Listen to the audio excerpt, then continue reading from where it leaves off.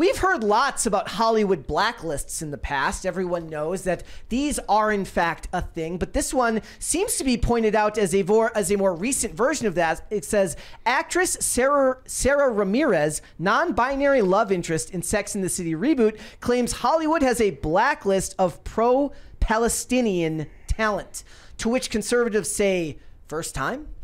It's the James Franco meeting. It is. It says Mexican-U.S. actress Sarah Ramirez, who plays the non-binary love interest Che Diaz, of course, it's Che, in the recent Sex and the City There's reboot, no such thing as non-binary. has condemned the character she gave life to, while slamming the entertainment industry for allegedly making blacklists of actors who have shown support for pro-Palestinian terror groups in the ongoing Israel-Hamas war. I mean, they're terror groups, you know.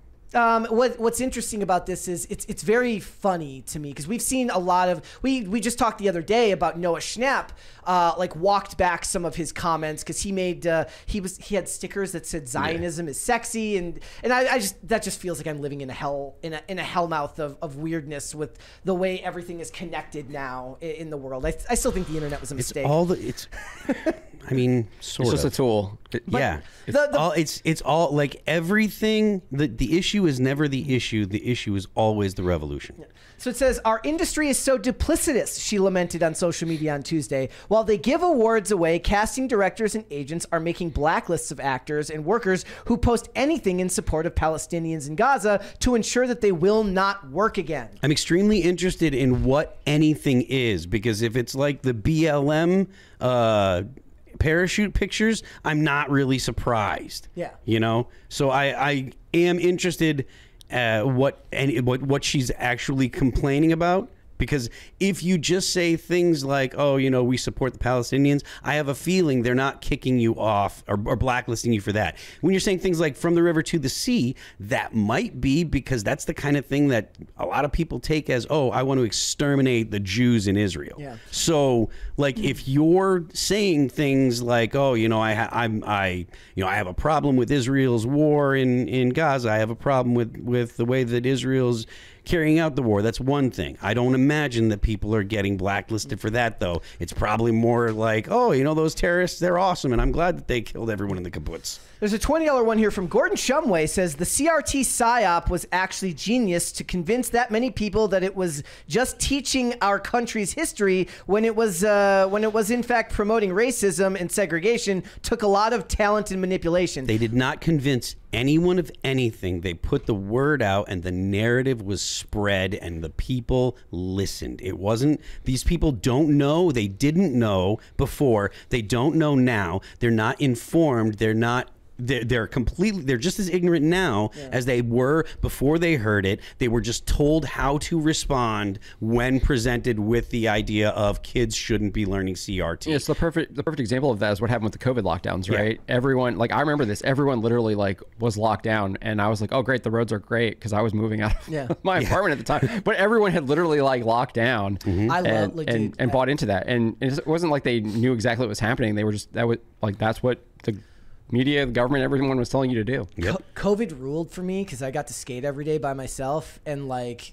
every business that's normally populated by people was empty, so I could just go skate in public and nobody bothered me.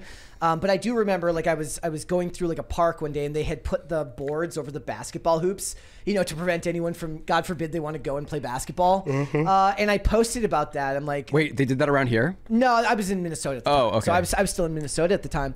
But okay, so when I look at something like this, I do remember, like, Jenna Ortega left Scream 7, and Melissa Barrera claims that she was fired from Scream 7 because she made pro-Palestinian comments. So there is at least some precedent for this happening. But I do want to ask you guys, because this is a discussion that I like to ask literally anyone who pays any attention to Hollywood. Would you rather a celebrity say exactly who they are and, you know, have your views, whatever, and if they have abhorrent views, at least then you know what those abhorrent views, or do you fall into the camp of like, dance monkey, do your job and shut up? Because I feel like we hear both of those arguments all the time.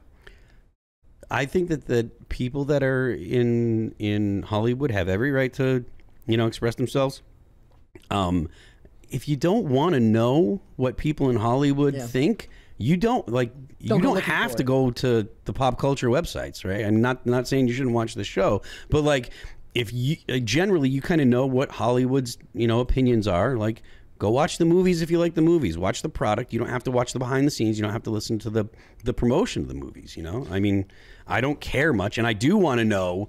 I don't want to have any kind of shutting down of the exchange of ideas. I want to know who the dirtbags are. I want to know who the people that I don't agree with and don't like are. I want to know, Yeah, I'm 100% there with you on that, especially as the editor-in-chief of a pop culture news website. Yeah. When these people want to tell me who they are, I'm very happy that they're going to tell me who they are and let other people know who they are.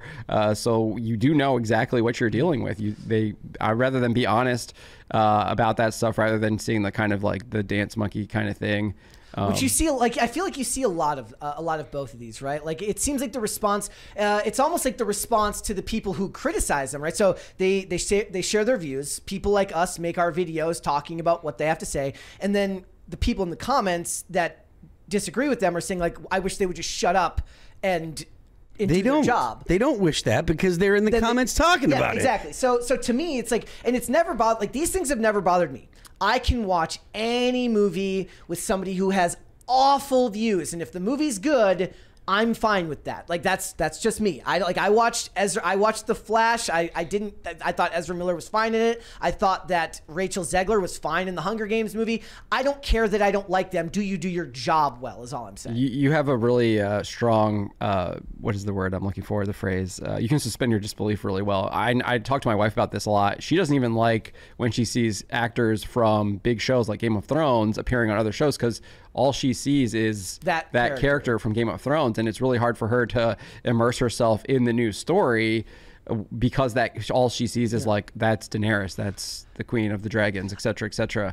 So I get that, but like when I watch a lot of stuff now, it's hard for me to watch like Mark Ruffalo and take anything he does seriously.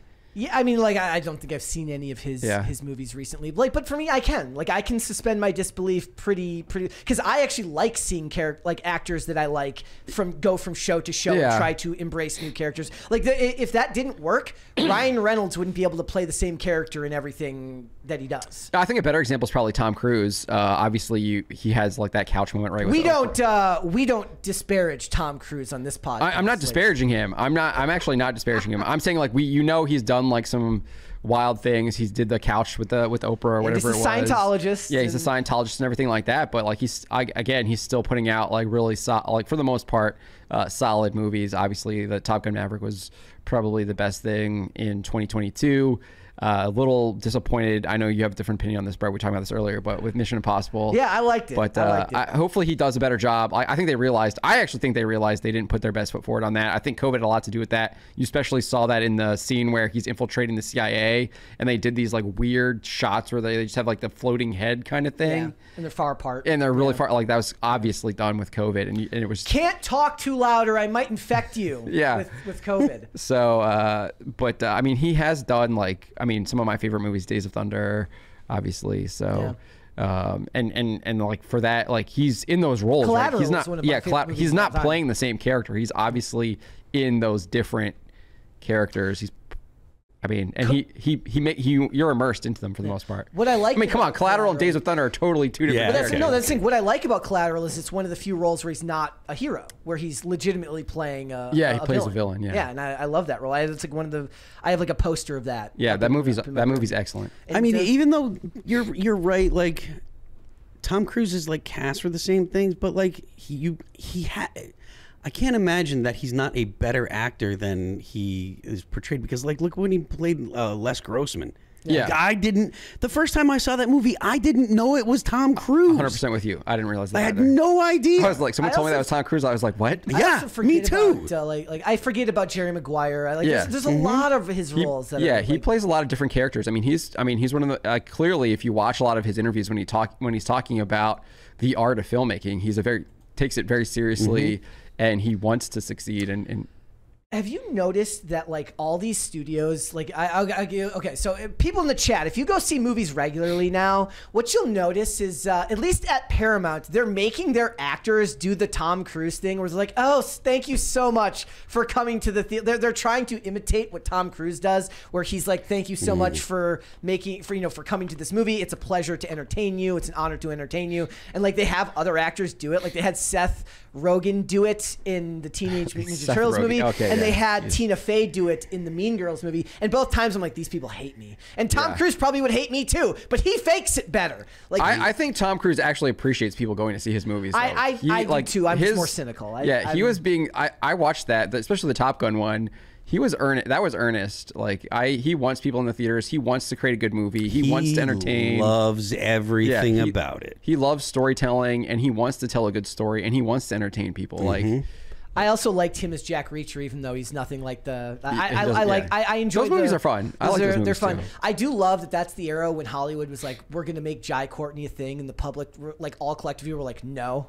He will not be a thing. He's really good in Terminalist, though. He plays really good villains. He's only in there for like 4 episodes. Yeah, but like when he's on screen, he's better as a bad guy than he is as a good guy. 100%. He steals the scene when he's on screen, though. Like, I mean, that's why he worked as Boomerang, because he's not a good guy. Yeah. And two totally different characters. Like in Terminalist, he's a very serious businessman, and obviously Boomerang is like a kind of a comedic type villain. These blacklists, I 110% believe are absolutely real, and I believe that there's more than you think of, especially, and it doesn't even have to be like when people hear the term blacklist, they think of like an actual paper list. It doesn't need to be something so coordinated. It's just like bad word of mouth goes, and you're not getting roles anymore. Very few things. Look at Jim Caviezel. Like the Bud Light boycott. Yeah, boycott. That's, very few things are necessary to be like. Especially when it comes to like the politically correct stuff, you don't have to be instructed. You just have to know the things that are acceptable. That's one of the reasons why they want to teach, critical race theory, is because if you see the world in that way, then you can predict the things that are going to be acceptable and unacceptable through that lens. So like once someone does something, you don't need like the phone call from like Gina Carano, example. The Hollywood CEO. Jim Caviezel. Jim Caviezel, like when they made Passion of the Christ, Mel Gibson called him and said, "Do you want to ruin your career with me?" And to make this movie, and he said, "Yes, let's make the movie." And then Jim Caviezel didn't get a whole lot of work until he did Person of Interest in like 2011. And even now, what he's doing is small. He does he's some religious based content, and he did Sound of Freedom. But other than that, he wasn't doing like Frequency was great. Like he did a lot of stuff that was really, really good. He was in Deja Vu, which I actually really liked. I liked him as a bad guy, and he was on. That was with Denzel. Yes, with Denzel, right? So in he like was Louisiana. It was like on the. Yes, yeah. That was one of the. I think that was a Tony Scott movie. That was in that era where Tony Scott was working with Denzel a lot at that time because he did Man on Fire like 2 years before Tony that. Scott, man. He's great. Yep. Another, I was okay. So I had like this theory at one point where I was saying like what Hollywood is missing now more than anything because of streaming is like the mid-budget movie. And I used to use Tony Scott as an example, but then I went back and looked at him like actually his were a higher budget than I gave them credit for. Because like Deja Vu and Man on Fire both had, I believe, like $80 to $100 million budgets, which at that time would have been even more when you really think about it. But I feel like you miss out on that type of like, because Deja Vu was like a sci-fi movie essentially that got dumbed down. Apparently the writer said that it was like, it took him like a decade to make that script, and then like they just dumbed it down into an action movie. Geez. So, but like I love those Tony Scott movies from that time period. So, but Denzel is also like my favorite actor. I'm going to push back on the, I do think there's like a gap in the mid-budget stuff. Obviously, I think romantic comedies are probably really missing. They're trying to fill them with these like raunchy ones like, what is it? The Bottoms. Well, there's the one that, there's also another one that just came out too. Did you say Bottoms? There's a movie called Bottoms. That's new to me, but what was the movie that just came out? It's with the chick that everyone seems Sydney to be. Sweeney. Yeah, Sydney Sweeney. It's like everyone thinks she's it's amazing. the one with her and Glenn Powell. Yeah, and so there's like, but they're raunchy, right? They're not like the traditional. Well, like that's romantic everything comedy, nowadays. like that. Everything is like that. Yeah, like. And I think that's what I'm saying. I think there's a big gap there where you're missing that kind of like 10 Things I Hate About You and things like that, where you have those mid budgets. And Netflix has done some of that stuff. They have and that's The Killer. Like that was like when I mentioned you earlier. I love the movie The Killer. That is exactly what I'm talking about. Yeah, exactly. You need those types of movies. Extraction is a perfect example too, and Netflix is providing that. So I mean, the budget on that was pretty. I think that was over. Extraction is probably a little bit higher, but I mean, but that's kind of like what you're talking about, though, right? Like those types of films. I think they're coming back. Beekeeper. Yes, you know, and like Beekeeper, and then they got another one coming out this year called The Bricklayer with Aaron Eckhart. Yeah. They're all kind of in that realm. Right? Yeah. But I love those. I love those types of movies. And Liam Neeson's been putting them out. Farther. Yeah. Been putting out those types of movies since Taken for a long time now. All of these movies. Yeah. So they're there.